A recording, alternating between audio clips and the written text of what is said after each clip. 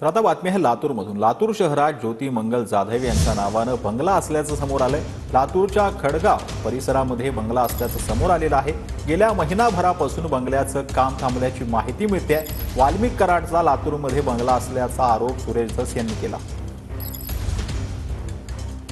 सरपंच संतोष देशमुख हत्या आणि खंडणी प्रकरणातील आरोपी वाल्मिक कराड याची संपत्ती जी आहे ते राज्यातल्या अनेक शहरांमध्ये बेनामी असल्याचं पुढे येत आहे, चर्चेला येत आहे। जर लक्षात घेतलं तर ज्योती जाधव या ज्या त्यांच्या रिलेटिव्ह आहेत असं सांगण्यात येतं, त्यांच्या नावावर अनेक ठिकाणी संपत्ती येत आहे। आमदार सुरेश धस यांनी दावा केलेला आहे किंवा तसा आरोप केलेला आहे की लातूरमध्ये देखील वाल्मिक कराड यांचा 8 कोटींचा बंगला आहे। शोध घेतला गेला तेव्हा जुना अवसर रोड भागामध्ये हाच तो बंगला आहे, ज्याची किंमत 5 ते 6 कोटी रुपये सांगितली जाते आहे। आणि हा 2023 मध्ये खुली जागा घेऊन त्यावर बांधकाम करण्यात आलेलं आहे। गेल्या 1 महिन्यांपासून जर लक्षात घेतलं तर हे बांधकाम पूर्णपणे ठप्प असल्याचं शेजारी सांगतायत आणि ज्योती जाधव यांच्या नावावर ही जागा आणि हा बंगलो रजिस्टर असल्याचे डॉक्युमेंट जे आहेत ते हाती लागलेले आहेत। एकूणच जर लक्षात घेतलं तर वाल्मिक कराड यांची जी संपत्ती आहे ती वेगवेगळ्या शहरांमध्ये वेगवेगळ्या लोकांच्या नावाने समोर येते आहे।